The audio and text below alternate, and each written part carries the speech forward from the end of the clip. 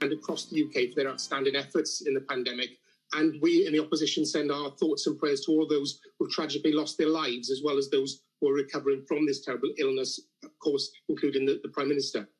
Mr. Speaker, as the UK and Welsh governments work alongside one another to respond to the pandemic, it's vital that families and businesses have clarity over which programmes apply to Wales and which apply to the UK as a whole, particularly important at the Downing Street press conferences. So can I ask the Secretary of State what he's going to do to make sure that his colleagues across Whitehall and all government agencies reflect the reality of devolution when responding to the pandemic?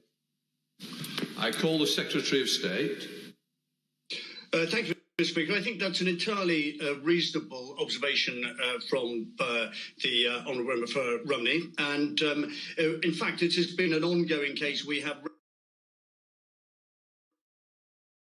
regular discussions around the communication of the issues to which he refers. It is absolutely essential to minimise confusion, that we stipulate what's devolved and what isn't. And of course, in some instances, that line is quite a blurred one. But every day we have these discussions and we'll continue to have them. I now call Kevin Brennan, the member for Cardiff West, with his supplementary question. Kevin Brennan. Thank you, Mr. Speaker. And can I echo what my honourable friend just said about those working in the health service who suffered from the virus? But we know that when ministers from Wales and the other devolved nations of the UK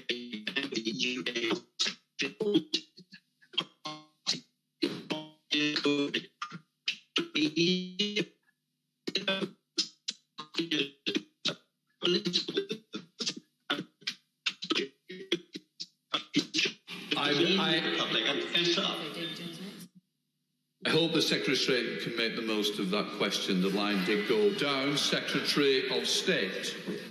Mr. Speaker, thank you. I don't know if I caught any more of that than you did, but I could see, I could get the general gist of it. Okay. I suspect what I was going to answer with was something along the lines that the collaboration between UK Gov and Welsh Gov is, if I can use those abbreviations, is a really important element of all of this. And we are determined to sort of put our political differences aside in order to achieve the goal that businesses and residents of Wales want us to achieve, which is to defeat COVID-19 for good. We're now going to go over to David Jones, the member for Clwyd West. David Jones. Thank you, Mr. Speaker. Does my right honourable friend agree that the government's response to the coronavirus pandemic underlines the importance to Wales and to every part of the UK of being part of an economically powerful union that's able to give real help to every individual business and person that needs it in times of trouble? And how well does he feel that Wales would have fared had it not been part of that union? Secretary of State. My right honourable friend puts his finger on a really important point, and the key thing about it is that almost irrespective of people's political backgrounds in this during this period, everybody has come to the conclusion that we could only have dealt with this as a union, whether in Scotland, Northern Ireland, England or Wales. The union has really mattered, and never has the United Kingdom been more important.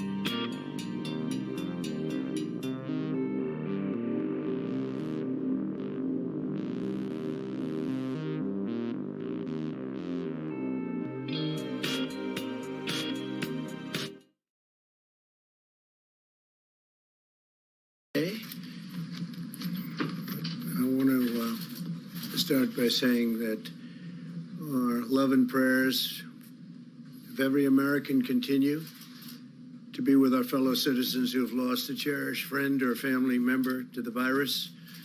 Amidst our grief, we're making tremendous strides against this invisible enemy. Thanks to our aggressive campaign against the virus and the extraordinary talent of our medical professionals, our mortality rate remains roughly half of that of many other countries and one of the lowest of any country in the world. And that's due to a lot of things, but our medical professionals have been incredible. Since we announced our guidelines on opening up America, as we call it, we say opening up America, and we add the word again. I think we can add the word probably again, but that's what it is. We're opening up America again. 20 states representing 40% of the U.S. population have announced that they are making plans and preparations to safely restart their economies in the very near future. So that's 20 states. It's about 40% of our country. They're moving along pretty quickly. 3 announced today, as you know. And they're going to be doing it safely. They're going to be doing it with tremendous passion. They want to get back to work. The country wants to get back to work. A short time ago, the Senate passed the Paycheck Protection Program and Healthcare Enhancement Act with additional funding for the Paycheck Protection Program, hospitals, and testing. A lot of money for all of them, especially for our workers and our small businesses. My administration has worked aggressively with Congress to negotiate this critical $482 billion funding package. We reached a deal that includes $382 billion in crucial small business support to keep workers on the payroll, $75 billion to aid hospitals, which really need the aid, and very badly, very proud of that, and $25 billion to support coronavirus testing efforts. I urge the House to pass the bill, and they're going to be voting on it, I imagine, very soon. I think while we're here, and so he's a very busy man, as you know, Secretary Mnuchin, he's going to be running back, so I thought we'll talk about that now, and we'll take a couple of questions on that, and then he can go and start phase 4 as the ink is drying. Probably they'll be voting tomorrow in the House, but shortly, and I think we have tremendous support. So, Steve, please come up, say a few words. Steve? Yeah. Thank you, Mr. President, and thank you for all your work with us to get this passed. I'd especially like to thank Mitch McConnell and Chuck Schumer and the entire Senate for passing this. I'd also like to thank Kevin McCarthy and Nancy Pelosi, who have been working with us round the clock as well, and our Chief of Staff, Mark Meadows, who was also very instrumental in this. Let me just comment.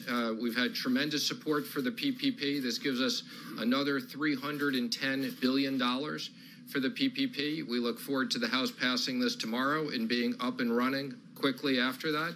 This also gives us $50 billion for disaster loans, EIDL loans, that will allow the SBA to make $300 billion of disaster loans, all for small businesses. Also allows us, as the president said, more money to hospitals and unprecedented amount of money for testing. And again, I think we understand hospitals, not only the hospitals that have been impacted by coronavirus, but more importantly, many hospitals that have been shut down, and making sure that the doctors and nurses get money. Now, let me make just one more comment on the program. We have over 1 million companies that have received this with less than 10 workers. So there is very broad participation in really small business. I will comment, there have been some big businesses that have taken these loans. I was pleased to see that Shake Shack returned the money. We will be putting out some FAQs. There is a certification that people are making. And I ask people, just make sure the intent of this was for business that needed the money. We'll put out an FAQ. But again, the intent of this money was not for big public companies that have access to capital. Not for Harvard, you might say. So, Mr. Secretary, are you going to request that those other companies, obviously Shake Shack was not alone in being a big company that got money in this, are you going to be asking? Request. You're going to ask them to return that money? Yep. Yeah, Harvard's going to pay back the money, and they shouldn't be taking it. So Harvard's going to. You have a number of, I'm not going to mention any other names, but when I saw Harvard, they have one of the largest endowments anywhere in the country, maybe in the world, I guess, and they're going to pay back that money. And I just want to clarify, because certain people on the PPP may have not been clear in understanding the certification. So we will give people the benefit of the doubt. We're going to put an FAQ out, explain the certification. If you pay back the loan right away, you won't have liability to the SBA and to Treasury. But there are severe consequences for people who don't attest properly to this certification. And again, we want to make sure this money is available to small businesses that need it, people who have invested their entire life savings. We appreciate what's going on, and they're hiring people back. And how are you going to ensure that those small businesses, those small restaurants, cafes, bars, who did not get the money last time around are going to get it this time? Well, as I said, there are a million of these companies that did get it that are very small. We're working with the banks. We're extremely pleased that the small banks did great. 20% of the loans were made by banks of $1 billion and less, 60% by 20 billion and less, and the big banks also. We want everybody to participate. There's now a lot of money back in the program, and we look forward to all these small businesses getting access to funds. Brett, it's great to see you here. Thank you, Mr. Secretary. Do you estimate how long this is going to take? That other pot of money obviously went quickly. Do you assume this is going to go quickly as well? Well, let me just say, we're pleased with the success of this program and how quickly this got up operationally. We've put out more money in these SBA loans than in the last 10 years of SBA. So I want to thank all the banks that have worked really hard. We knew that when we passed this originally, if there was full takeout, we wouldn't have enough money. That's why we've worked with Congress for more money. And this is going to, we've already impacted about 30 million workers. There'll be a lot more. So we look forward to this having a big impact on the economy. Yesterday, the president said he would look into the issue of felons, those with criminal convictions, getting access to some of these programs. I'm wondering if you have an update on that. Sure. So we worked with the White House on this. There were actually much more onerous restrictions in the SBA program. There were people who had misdemeanors that weren't allowed to access the program. It was much longer than 5 years. And, we very much, because of the criminal reform legislation that was passed and the work that's been done in the White House by Jared and others, we specifically designed the program, and the 5 years was significantly shorter than what had been done before. So we had already taken that into account. For now, we're not going to do that. But I want to just emphasize, we did take this into account. There were a lot of people that wouldn't have access previously, and we changed those regulations. Secretary, the president talked about a phase 4. I know we all understand the circumstances and why businesses need this, but how many more phases can we afford to have, or can businesses expect to have? Do you see a phase 5, a phase 6, a phase 7? What's your thinking on this? Well, first of all, I very much appreciate the president's support for phase 4. He put out a tweet. As the president said, we would look forward to phase 4. Would be infrastructure. The president's been talking about infrastructure since the campaign. Roads, bridges, broadband, especially broadband now to rural America is very important. We've talked about incentives for restaurants, sports, entertainment, because these businesses have been impacted. The president has talked multiple times about a payroll tax cut. And we've also, we're talking about, in the case of states, we've heard from the governors and the fiscal issues of the states.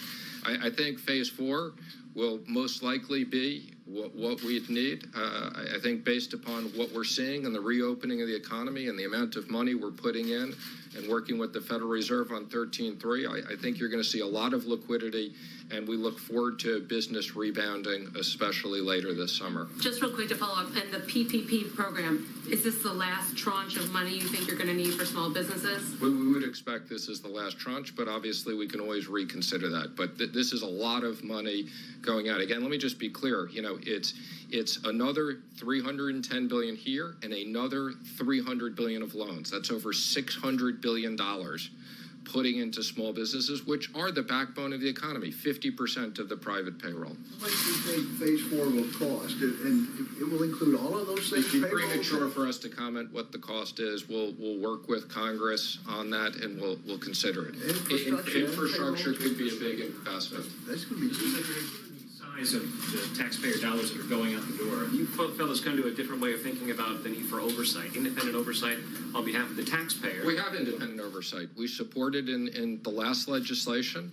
Let me be very clear. We have a new inspector general. The president has already picked someone for that position. We look forward to the person being confirmed. We have an oversight committee of Congress that many of them have already been appointed. And let me just say, we put up last week for full transparency. We had no obligation to do this. We put up, you can go to treasury.gov, full transparency on the money that had been sent out on the PPP across states, showing all the big lenders, how it was distributed. No one lender did more than 4%, showed the businesses. So again, the president and I very much believe in full transparency. We're spending a lot of money, and we want to make sure that it's done effectively and fairly. Secretary, thank you. You started by thanking the leaders in the House and the Senate. Can you tell us more about how easy or hard it was to deal with both sides?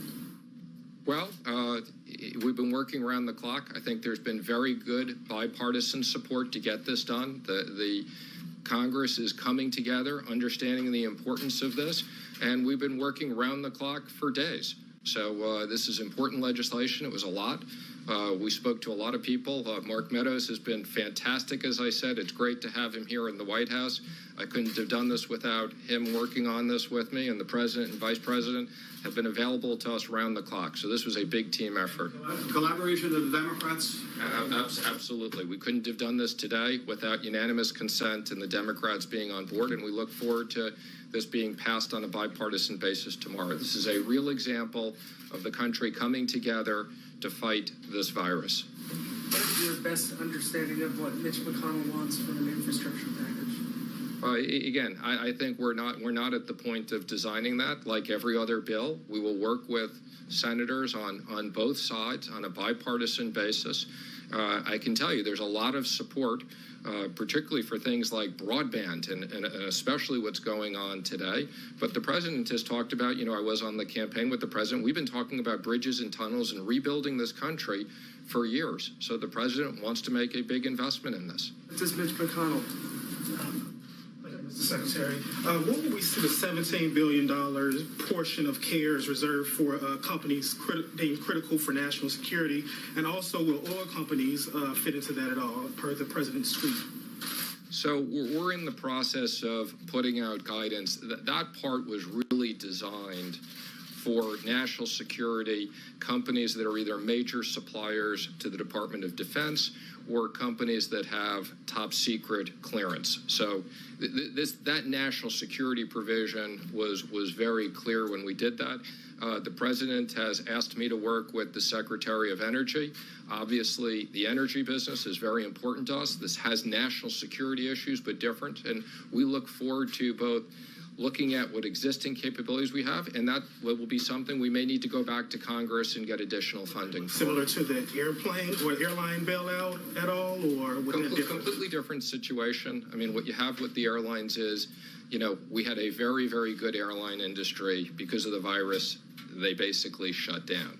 We have a situation now with the oil business, partially because of the virus, for less demand, but partially also because of too much supply. But, the president is determined. We want to maintain our energy independence, and the president has asked me to look at all of our options, and we're doing that. Obviously, it's a pretty extraordinary situation where you saw the front month of oil futures trade negative. Hi. On the issue of the fourth stimulus bill and aid to state and local governments, any thoughts on whether that money should be proportionate to the rate of infection in states so that harder hit states? Interesting, but way too early to consider that. Whatever we do, we'll do on a bipartisan basis. The president has listened to the governors. I've had the opportunity to be on multiple video conference calls with the president and the vice president. We're reaching out to a lot of people. There's a lot of states that have been impacted, but way too early to figure out that level of design. You mentioned if a large company applies for one of these loans and maybe manipulates or works the system or works the loopholes to get it, what are some of the consequences to, if a large company tries to get one of these PPP loans? What can you do? Well, you used the word manipulate. I'm going to give people the benefit of the doubt. Again, we're going to put up very clear guidance so that people understand what the certification is, what it means if you're a big company.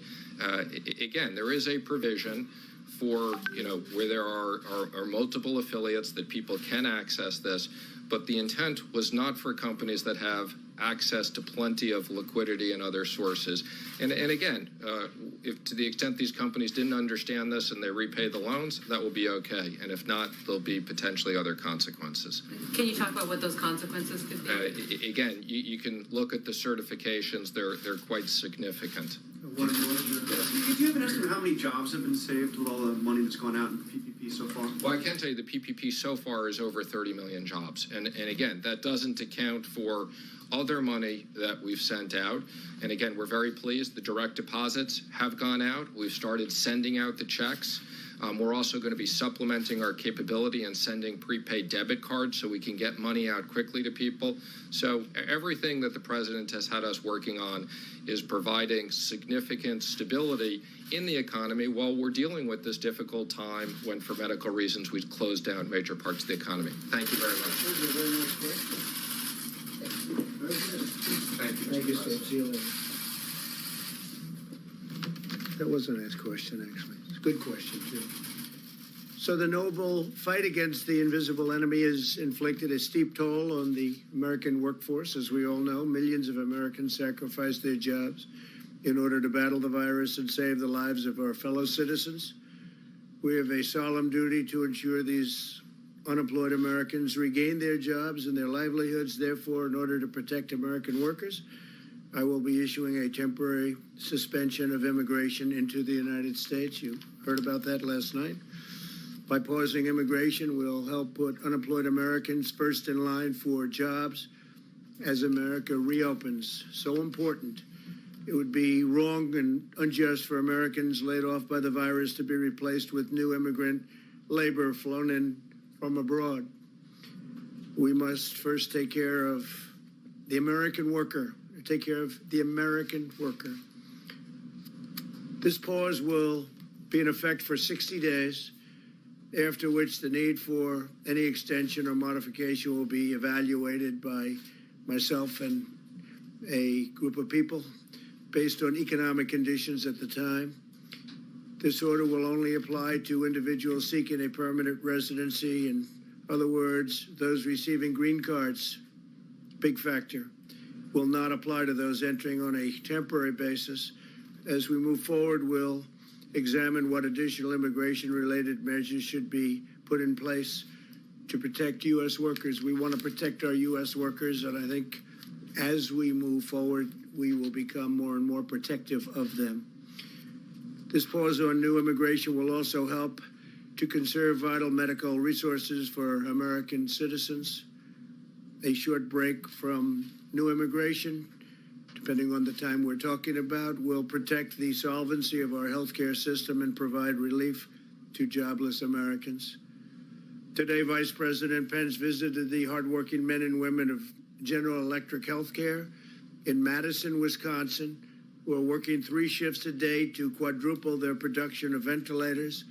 We're way ahead of schedule on ventilators, as you know. That's why it's never brought up by the media. They don't like to bring things up when we're doing so well.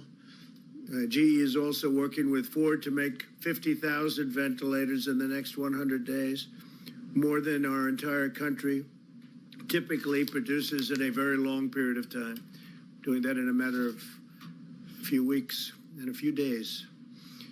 Earlier today, I had a very productive meeting with Governor Cuomo, as you probably saw, to discuss his statewide testing strategy and how we can work together to help expand it with the goal of doubling testing in the next few weeks. And New York State will be continuing to control the testing of their citizens and will also manage their state and local laboratories. They have a lot of great laboratories there, more than anybody would ever have known, frankly. The federal government will work along with the state on the national manufacturers and distributors Together, we'll all work together to help them secure additional tests, and we hope that this model will work with the other states as well. I think it will, for the most part. New York has a lot of very exceptional laboratories, but most of the states do. You saw the chart yesterday. Most of the states do. I'm proud of the relationship my administration has forged with New York, and I can say very honestly with New York State and New York City, they've been terrific to work with. The New York metropolitan area has been the epicenter of the outbreak here in America, and the federal government has spared no expense or resource to get New Yorkers the care they need and the care they deserve. We've sent over 5 million masks.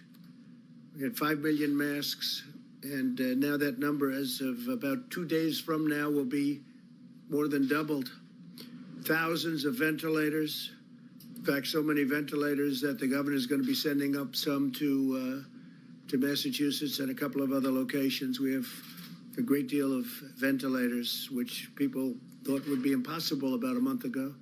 Thousands of hospital beds, and the USNS Comfort was sent, as you know, to New York, and it was originally for more of a normal medical purpose, and we changed it over so that it could take care of people that had the unfortunate circumstance of going through the problem that we know so well, unfortunately, that we know so well.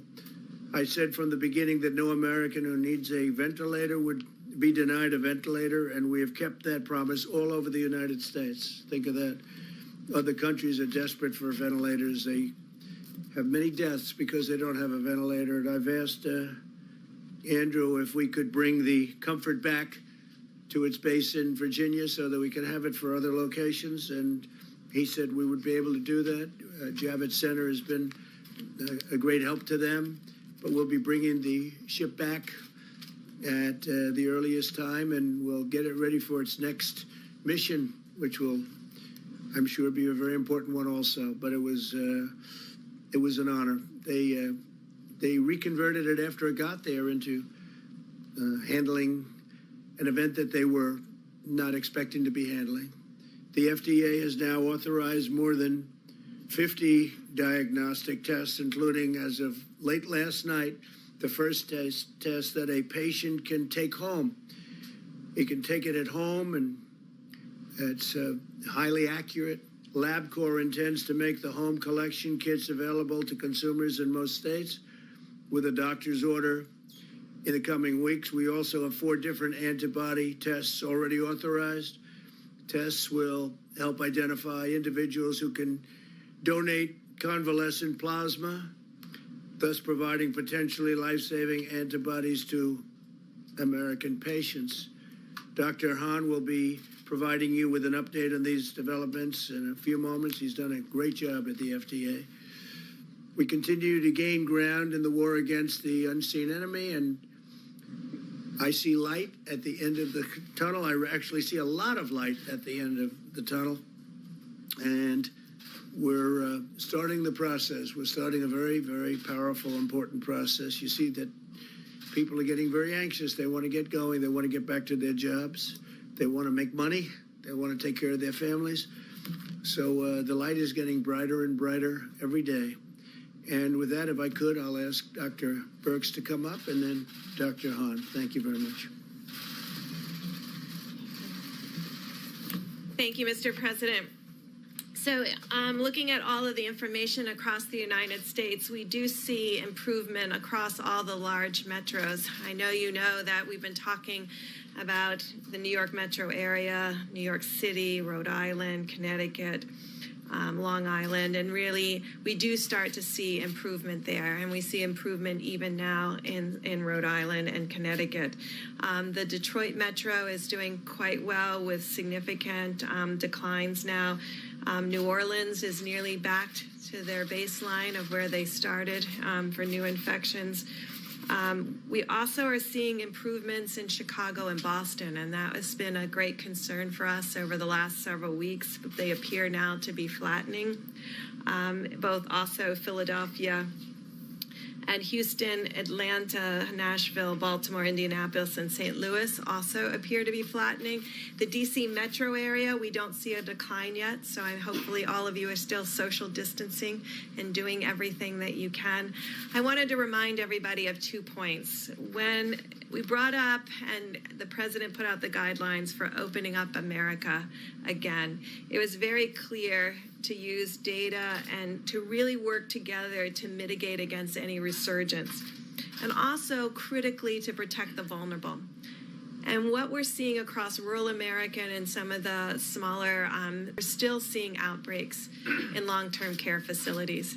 And we asked everyone in phase 1 to make sure that they continued their social distancing in public, to ensure that the vulnerable with comorbidities and other conditions and among the elderly were staying at home, and making sure we're still providing service to them. But as individual Americans, as we begin to open up, we also made it very clear that individual Americans need to continue all of their hygiene pieces, ensuring social distancing, washing hands, not touching their face, and making sure that they're not bringing the virus home to vulnerable individuals within the household. And remember, those were to continue through all 3 phases. And so really want to call people's attention again to the guidelines. We are continuing to see outbreaks in nursing homes and in confined spaces. And I think as Americans, we want to stop that. And we have the ability to do that by really paying attention to the guidelines that were to be in all 3 phases. And so I'm calling on the states again to note that an informed community and knowledgeable community is a protected community. So make sure all of your states have your cases visible to the communities so they can make decisions and understand where the virus is in their community and understand how to tackle it with their state and local governments. This will be absolutely critical. And the surveillance that we called for to find asymptomatics before people get sick as an early warning signal. We ask for those to be in the federal clinics, in our inner city, more vulnerable areas, among indigenous populations, and of course in our long-term care facilities and prisons. We really want to support state and local governments to move forward on these critical monitoring to protect individuals that may be in the most critically vulnerable states. We will continue to see mortality and deaths among our American citizens, particularly in the cities as they begin to move past peak, because deaths will lag. And so we really need to continue to unite and really support our healthcare providers who are still on the front lines. They have been on the front lines now for weeks and weeks and weeks. And so no matter what city they have been in, they have not seen the relief that we've been able to talk about at the light at the end of the tunnel because of the delay in hospitalizations and deaths. So to our healthcare providers, to our respiratory therapists, and to everyone in the labs, thank you for the work that you're doing to protect Americans and give us one of the lowest mortality rates in the entire world. Thank you. Thank you very much.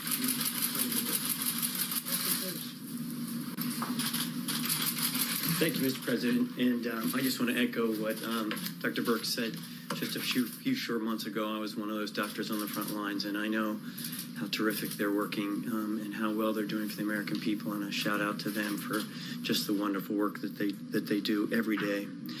So President Trump asked the FDA to remove all unnecessary barriers that were in place to help with the development of both diagnostics and therapeutics, and we have done that.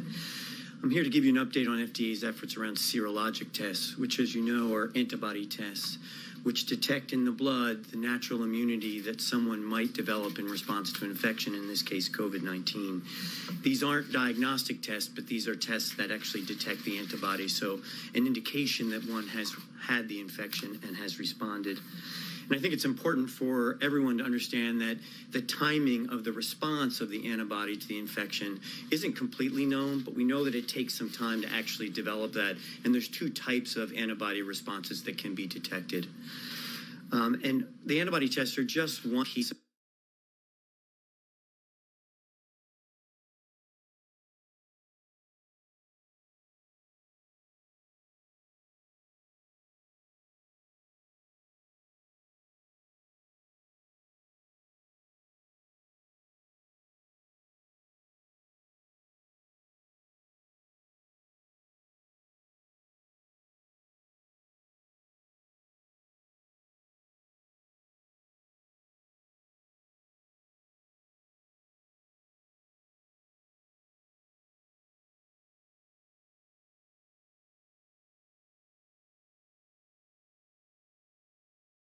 test developers the opportunity to quickly get their tests to market and address the needs of the nation as posed by the epidemic. In March, we provided this regulatory flexibility to manufacturers, and here's what we required of them. The manufacturers had to validate their tests. We call it self-validation, similar to what many test developers in the world have done. They had to notify FDA that they had performed that validation. And then they had to label their products appropriately in the package insert with information about the validation, as well as the fact that it's not a diagnostic test, that it's an antibody test. And the bottom line here is that FDA still expects manufacturers and test developers to validate their antibody tests even under this revised policy. Now, we've done a couple of things to actually help end users, to help laboratories, providers, et cetera, states in terms of their use of these antibody tests. One is that we're working with CDC and NCI to actually validate some of the more than 90 manufacturers who've notified us that they brought their test to market, so to do an independent validation. And that process is going. We expect to hear more information this week about that, and we will provide that information in a transparent manner. We also want to go after anyone who is saying that the test has been authorized or has been approved by the FDA, but actually hasn't. And we've authorized 4 applications for antibody tests, and 140 test developers are pursuing applications for us as we speak. So it's not okay for someone to say that a test has been authorized or approved by FDA when it hasn't. And we are pursuing them both by in direct contact with the manufacturers, but also at the border. And so we have increased these interdiction efforts, and we will continue to outreach and do that with the manufacturers to make sure that we provide the most up-to-date information to the end users of these products. And we will continue to make all of our efforts, both in the diagnostics and the therapeutics, to help America open up again. Thank you, Mr. President. Thank you. Dr. Hahn?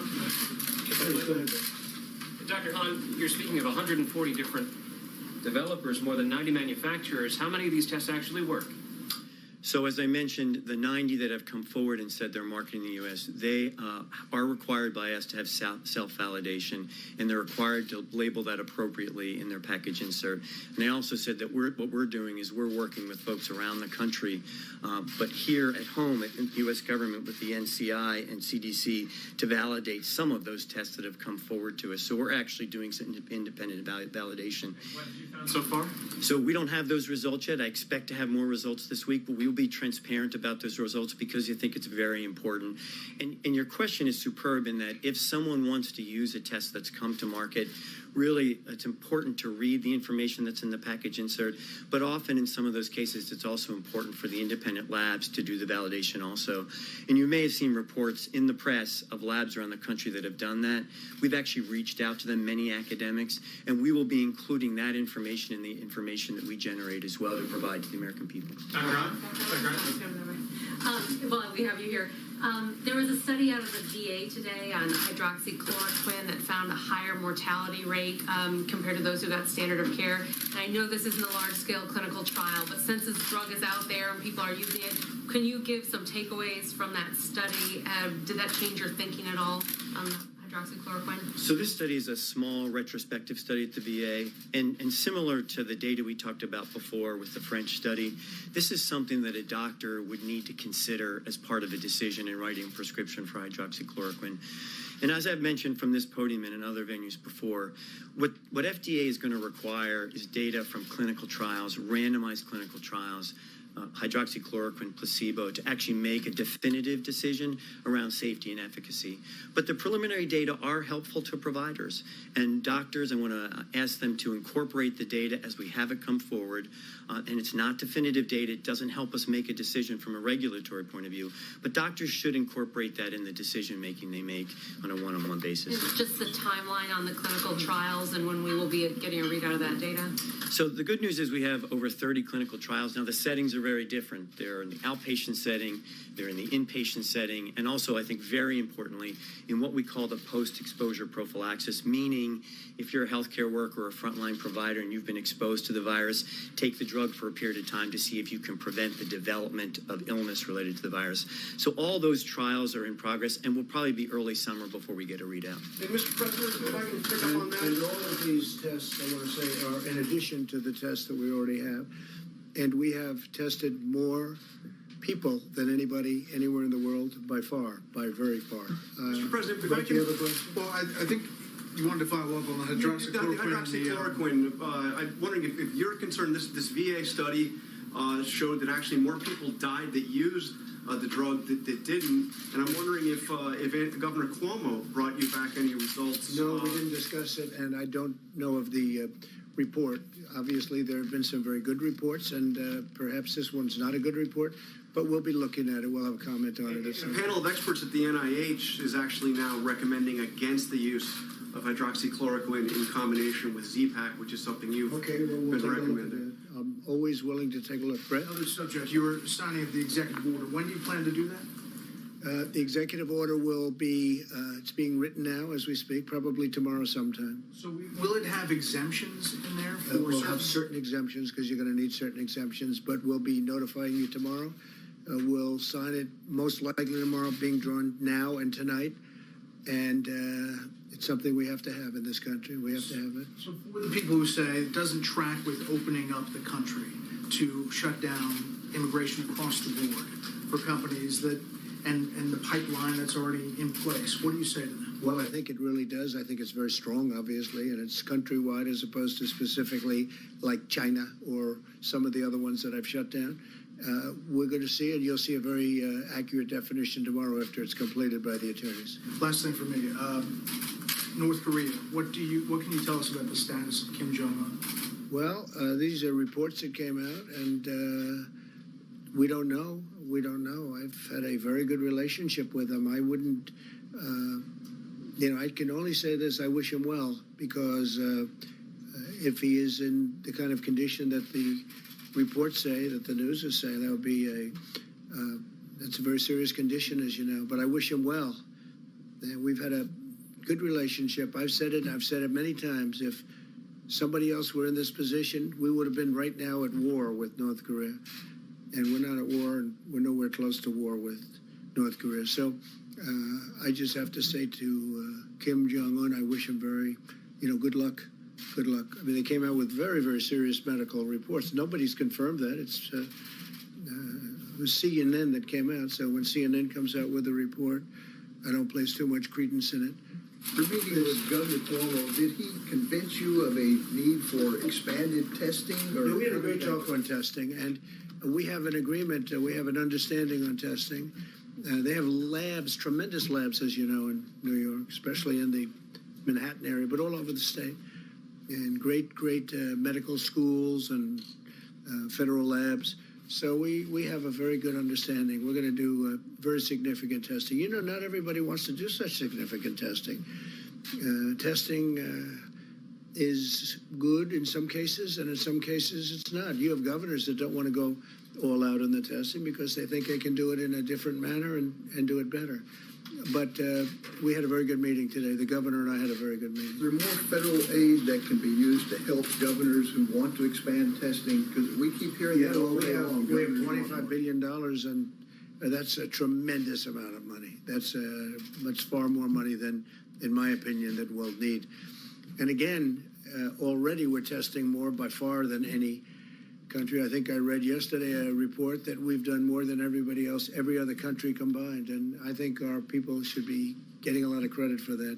We've done a lot more than everybody else combined, and you never hear that in the news. It's unfortunate. Yeah, please. Mr. President, I'm just back on the executive order for a second. You mentioned there are going to be some exemptions.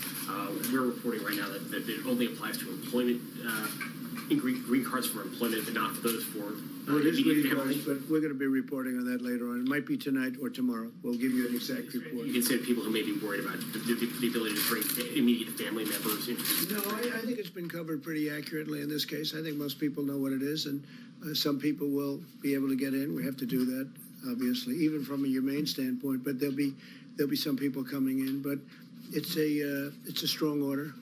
It's a strong order. It involves a big circle, as you know. Please. Immigrants who are already in the country, are they at greater risk of deportation based on this order? I don't think so. They're not supposed to be here. You're saying they're here illegally? Is that what you're saying? Well, for example, if an immigrant is here for a court order right? Are they at risk of deportation? Well, if a court order, then you have to go to court. So then the judge would make a determination as to whether or not they're going to be staying. But if they have a court order, they won't have to leave until they go through that process. So we'll see what happens. But with the court, and there are some with court orders, that means they have a trial coming up. Please. So obviously on the immigration executive order, you've raised concern for a long time, even in good economic times, about immigrants taking Americans' jobs. So under what conditions would you consider lifting this halt on immigration? Well, or is this sort of an opportunity to address what you've seen as a problem for a long time? Well, I think, look, right now, obviously, we had the greatest economy in the world, and then one day we had to shut it down. They said, you have to shut it down. We did the right thing, because I think we would have had 1 million or maybe even 2 million, or maybe more than that deaths. So we did the right thing. But certainly this would pertain. I mean, when you look at it right now, the last thing we want to do is take American workers' jobs. It's one thing when we were essentially, they used to call it full employment, and it's another thing right now. Right now, we have people that have lost their jobs, and we hope they're going to come back and come back fast, and then we can have an even deeper discussion. But right now, we have to have jobs for Americans. But do you have any sense of, like, if unemployment gets to 4% or 5%? Well, we'll have to see. I mean, I hope we're in that position to have that debate. Right now, we're not in that position. Right now, we closed down the largest economy, the greatest economy in the history of the world. It's the most successful economy. When you look at the stock market, we're breaking records virtually every week, sometimes every day. And stock market's still not doing badly considering what this country's been through, which really tells you how strong it was in the first place.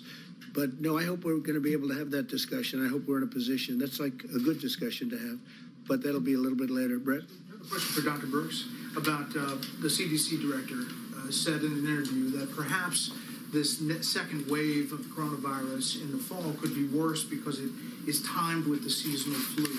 Just wondering if you could talk about that in context of as you're opening up the country and these guidelines that you've laid out. Yeah, so we were very clear in the guidelines that we believe we can monitor communities at the community level by using the influenza-like illness and the syndromic respiratory and gastrointestinal components of this particular virus. Obviously, when we have flu, we're working on an algorithm that you test for flu, and then you test for COVID, and making sure that we are building the testing capacity to be able to do that. Because I think it's very important that you're going to be able, on the surface, a patient when they come in with early flu and early COVID can look very close to get identical. So we need to have testing in place to be able to separate and ensure those patients receive the best treatment. We're also hoping by that time that we have additional treatment options for people with COVID-19 so that there will be additional treatment available in the fall. Your message would be to prepare for that time, thinking that it'll come back together. The president has made it clear that we have the emergency, which we have been working on, the opening up guidelines, and just like he talks about phase 4, he has us very much working on the next 60, 90, and for all on with fall, and that's why he's not stopped any of the ventilator orders. It's very important that we have a completely refreshed and a comprehensive stockpile going into the fall. And I think that's why we've continued to bring in those shipments and work on the ventilators so that those would be available not only for the United States, but certainly if other partner countries have this level of tragedy. Follow up on that. So you agree this could come back actually worse in the fall? I don't know if it will be worse. I think this has been pretty bad. When you see what has happened in New York, that was very bad. I believe that we'll have early warning signals, both from our surveillance that we've been talking about on the vulnerable populations. We're going to continue that surveillance from now all the way through the fall to be able to give us that early warning signal. I think what we've learned is how good Americans are about immediately reverting to all of those issues that they need to do in order to ensure that they're protected and their families. And Mr. President, what do you say to the concerns like Georgia is opening up barber shops and bowling alleys and the like?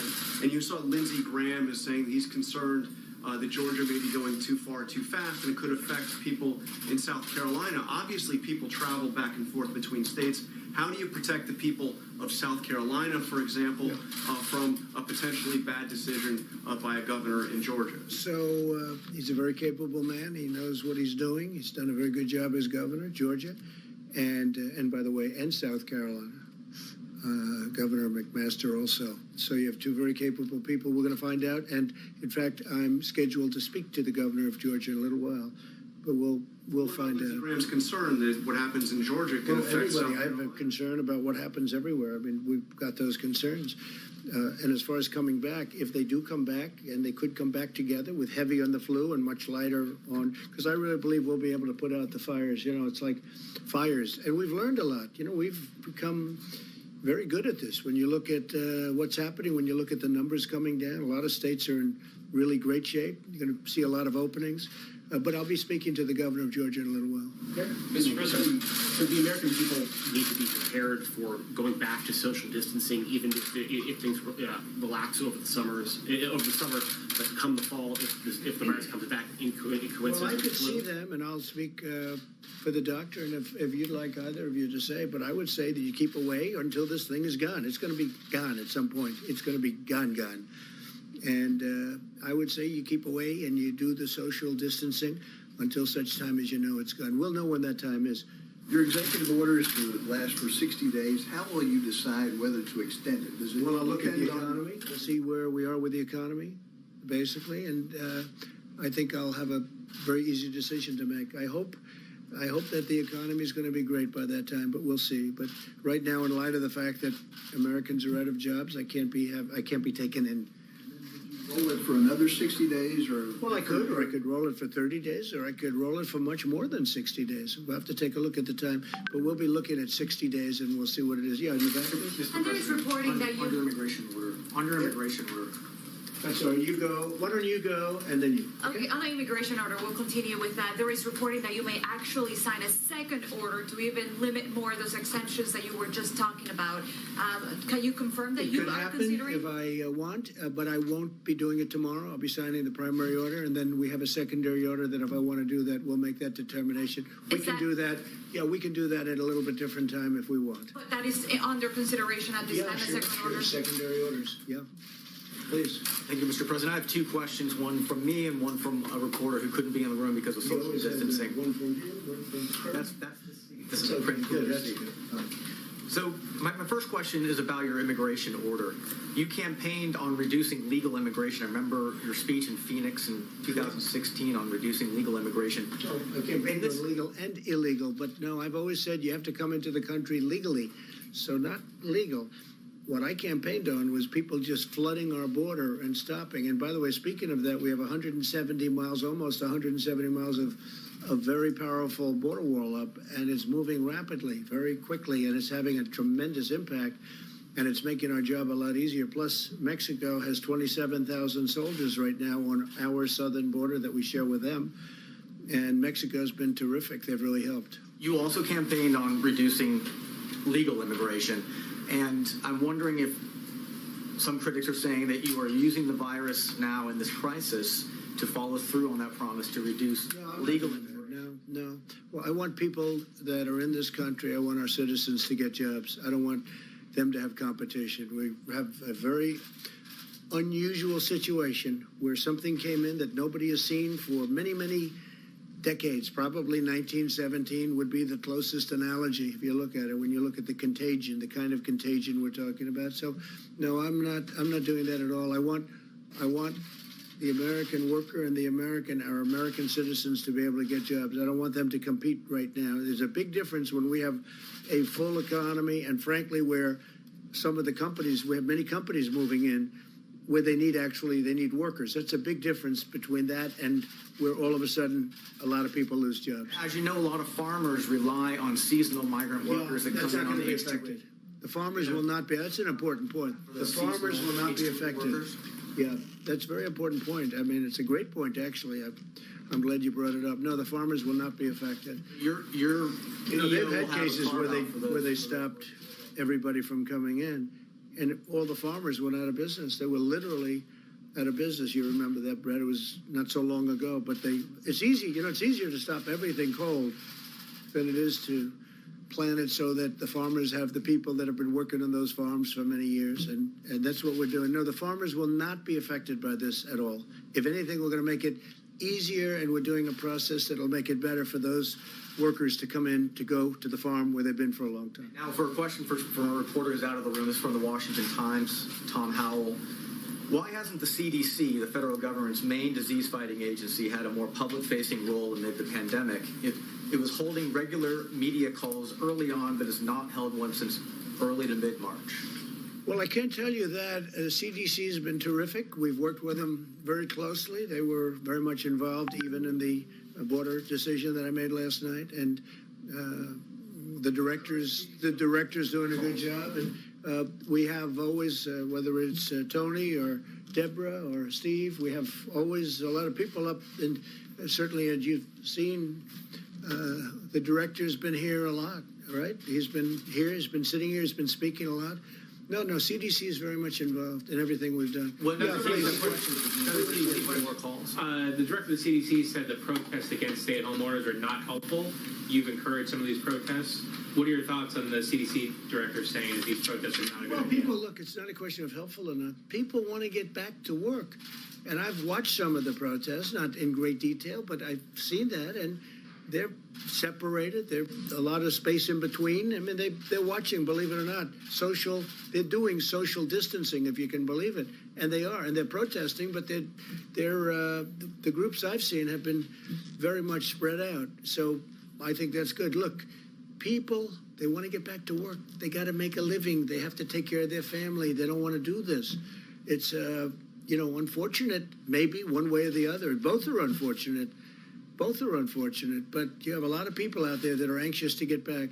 Yeah, please. The surveys seem to be indicating that people are actually more concerned. More people are concerned about the virus spread, and they don't want to go out. Yeah, they don't want to go to work. They don't want to go outside. They're two groups. They're big groups, both of them. So my question is, what good is it for these businesses that would reopen if the customers are afraid to go outside? Well, at the same time, we have to build back our country, and I'm going to make our country bigger and better and stronger, and we have to get started. There's a big difference, though, because people have really been through a lot, and they understand what to do now. Before, nobody had ever heard of a thing like this, wouldn't you say? I mean, nobody ever heard of a thing like this. Distancing, social distancing, what does that mean? Washing your hands every 15 minutes, what does that mean? I mean, people had never seen or heard about anything like this. Now they really are. They've not only have they done it, but they've done a good job of it. But you have people, you can't break the country. At some point, you have to go back. Now, hopefully the governors are going to do, because I want the governors, and I've always wanted that. You could call it federalism, you can call it whatever you want. But the governors, I want them to do it. If we see them doing something we don't like, we'll stop it very quickly. But they're doing a good job. They're being careful. Some of the governors, frankly, they're in a position where they can do it sooner or they can do it a little bit later, and that's okay. But people, they don't want to, they need money. They need help. We're going to lose, and we can't break our country over this. We can't do it. We have to get going. With that being said, some are going to go soon and some are not. Yeah, in the back, please. If I might just, pardon me, hair salons, nail salons, tattoo parlors. Dr. Birx, can you weigh in on this? Because the people of Atlanta want to hear from you as well, as much as they want to hear from their governor and from you, Mr. President. I think it's fine. How do you safely have hair salons and nail salons and tattoo parlors where people this is in Georgia, where people have to inherently be close together? I think what I've been trying to communicate over the last several days is it's really important that the governors and mayors communicate critical information to their communities and show very clearly the data. Remember, we wanted this data and evidence-based, the data that they utilize to make decisions and the data that the mayors should use in each of the communities, because it will have to be on a community-by-community opening, because there are different communities in different places, even in Georgia. And so I believe people in Atlanta would understand that if their cases are not going down, that they need to continue to do everything that we said: social distancing, washing your hands, wearing a mask in public. So if there's a way that people can social distance and do those things, then they can do those things. I don't know how, but people are very creative. So I'm not going to prejudge, but we have told people very clearly, and the president guidelines made it very clear about the expectations of phase one.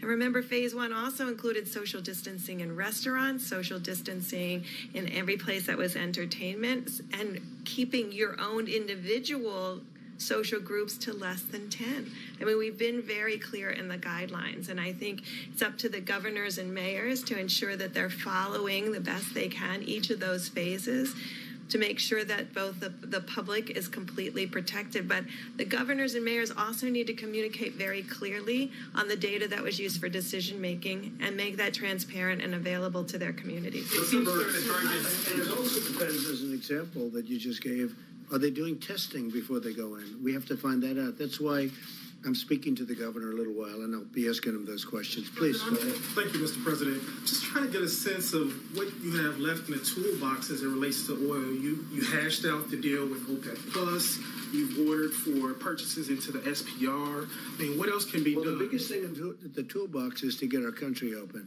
That's by far the biggest thing there is. If we can open pretty well, and I think we're going to, over a period of time, piece by piece, a puzzle, remember? If we can open well, I think that's your biggest part by far. That's where the engine is, more important than any other thing that we can work on. Please, go ahead. Thank you, Mr. President. Two New York-related questions. In your meeting with Governor Cuomo, was there talk about providing states like New York with aid in the fourth stimulus package? I'm wondering if you have any thoughts on whether that aid should be tied to infection rates, whether states like New York, New Jersey that have been hardest hit should receive more money, and also wondering if you have any thoughts on Mayor Bill de Blasio saying today that he'd like to host a ticker tape parade of sorts once this is all over to honor the healthcare workers. As a New Yorker, have any thoughts? Frankly, that sounds like a good idea to me. When it's all over, it sounds like a great idea. They deserve it. They're warriors. They've done an incredible job. We mentioned briefly the state aid. We talked about that, Governor Cuomo and myself, and I agree with him on that. And I think most Republicans agree, too, and Democrats. And that's part of phase four. And I think infrastructure is going to be a big part. We have to rebuild our country. I mean, you take a look where we spend, and we go over this all the time, but $8 billion in the Middle East. We want to rebuild our country. And that means our bridges, our tunnels, even schools. We're doing something with schools. We have to do our roadways. What's happened? We spend so much money on other countries that don't appreciate it. Okay? They don't appreciate it. We're going to spend money now on our country, and it's going to be our jobs, and it's going to be our equipment. It's going to be made. Much of it is going to be made here. Hopefully, at some point, all of it's going to be made here. John? Mr. President, at that podium back on March 9th, Vice President Pence said that over 1 million tests had been distributed, and then he said, and this is an exact quote, before the end of this week, another 4 million tests will be distributed. As you know now, 6 weeks later, we still aren't at 4 million tests. I don't know what to say. With the testing.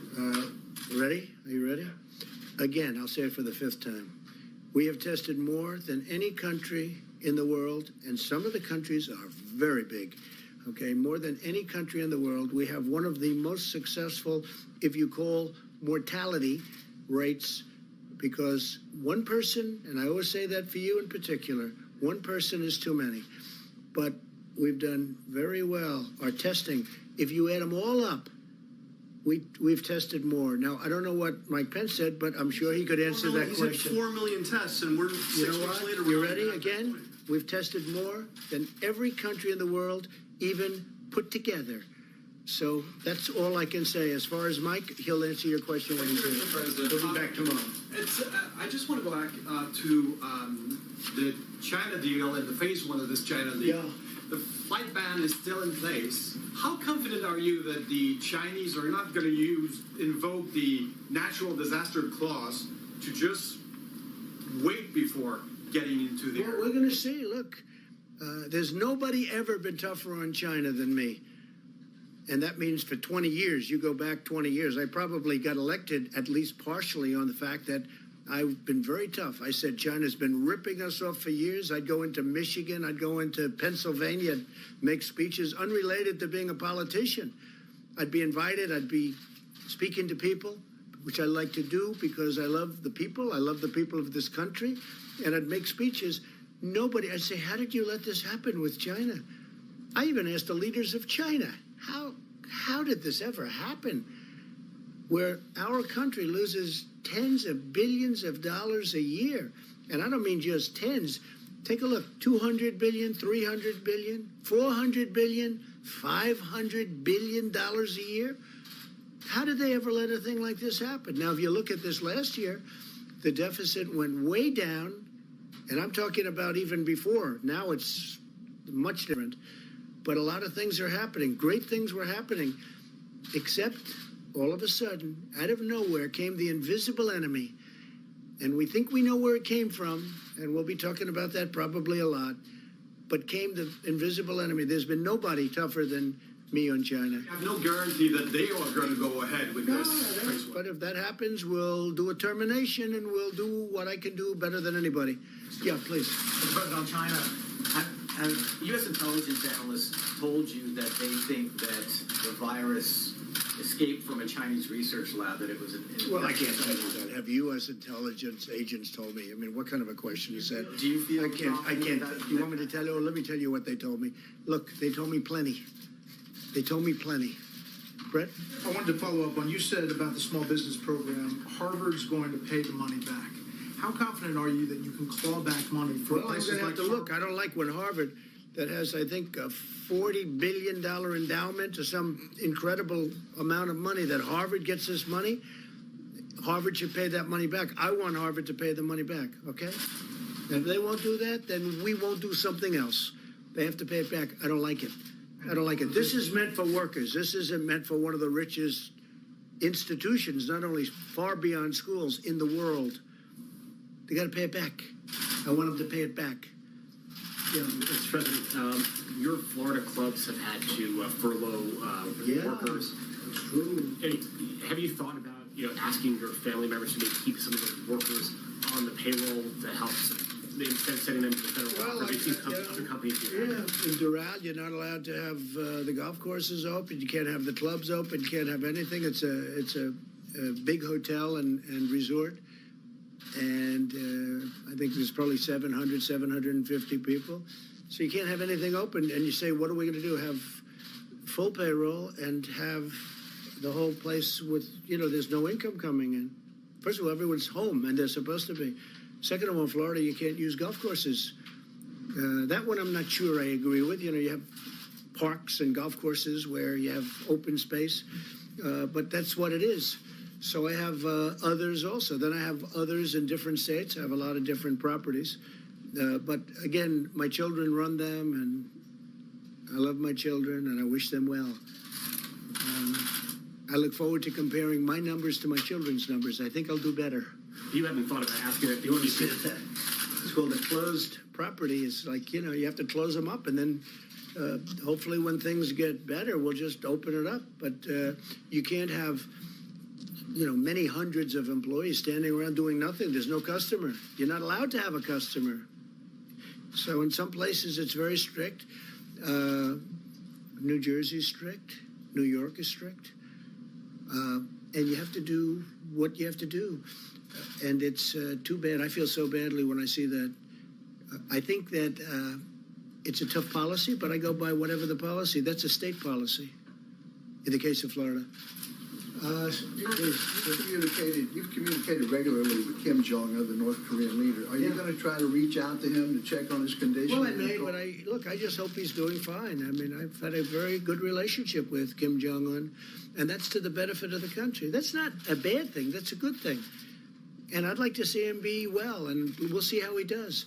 Again, I don't know that the reports are true. Do they have a line of succession as far as you know? I don't want to ask him that. I have asked him that, but it's not my purpose to tell you that, in all fairness. But, I hope he does well. Please. Well, maybe I'll follow up with Dr. Birx for a moment. Dr. Birx, if you don't mind, I just wanted to follow up on the question we were asking you about with social distancing in some of these states. With Georgia opening back up, things like tattoo parlors, getting a massage, social distancing, maybe there are some creative ways, but it seems very difficult to do social distancing. So Do you have a message for people in Georgia who are soon going to have a choice about going to the hair salon or the nail salon or getting that tattoo if they're not 6 feet apart and they're not able to follow these social distancing guidelines? What's your message to people in a state like Georgia? Well, we made it very clear in a message to all of the American people with opening up America again, the criteria that we wanted states to follow. Those were careful criteria. There were only 6.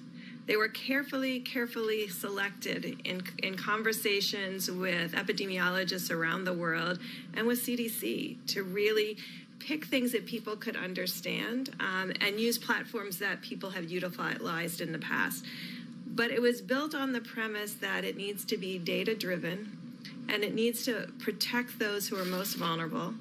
And then it went through the phases. And the very first thing it says, in all phases, all individuals need to continue to wash hands, protect the vulnerable, ensure the safety of others. But in phase 1, it made it clear that social distancing was absolutely key. And I think it's on the White House website, and we ask every American to read it and to use that as their guidelines. Now, we've also asked governors to create county-level information so that communities can see the information and understand why they may be different than a different county so that it's very transparent and understandable. I had a question here a couple of days ago on a Jacksonville beach, and Jacksonville is dramatically different than Miami. And I think that was reflected in why Jacksonville had a different set of information and regulations. So I'm not going to judge anyone about their decision making. What I'm going to say is we were very clear in what we really believe protects the safety of Americans, and that is clearly laid out in the Opening Up America again. If I may, I have a question because we got data from Tokyo, an increase of cases and a double of the cases in Singapore. We've been, looking a lot at Europe after China, and then we're back into this area of the world. Here we're talking about a plateau and then cases going down.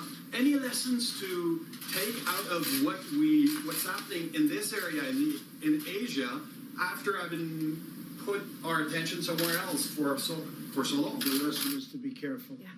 We've got to be very careful. We don't want that to happen. It could happen. I think we'd stamp it out if it does happen. We're not going to be doing any mass closings, I hope.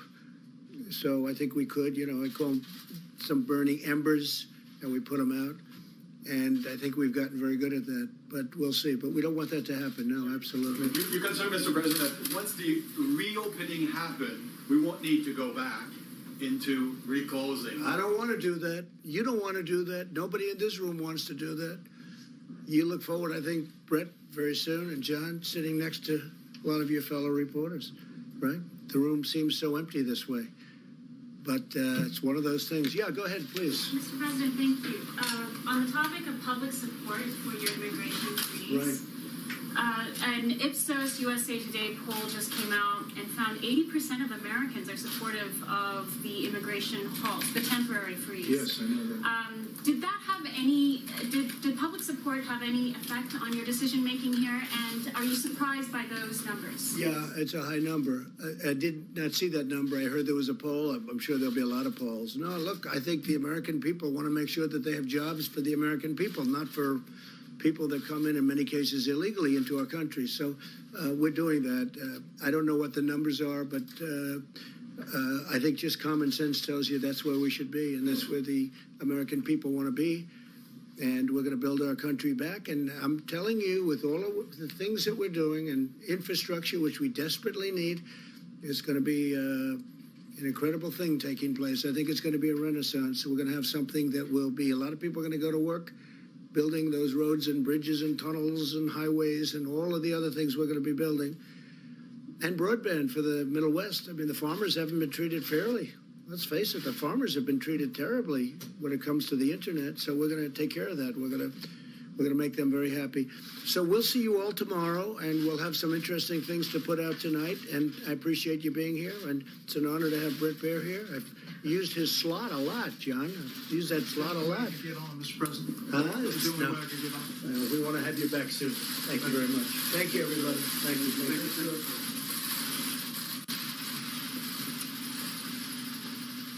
All right, there you see the President of the United States wrapping up his press briefing. Welcome to Special Report. I'm Brett Baer. We're doing it tonight from the White House briefing room, a little bit different tonight. We've just watched the daily coronavirus task force briefing. President Trump saying he will be suspending immigration into the United States for 60 days because of the coronavirus. An extension is possible, he said. It'll be evaluated.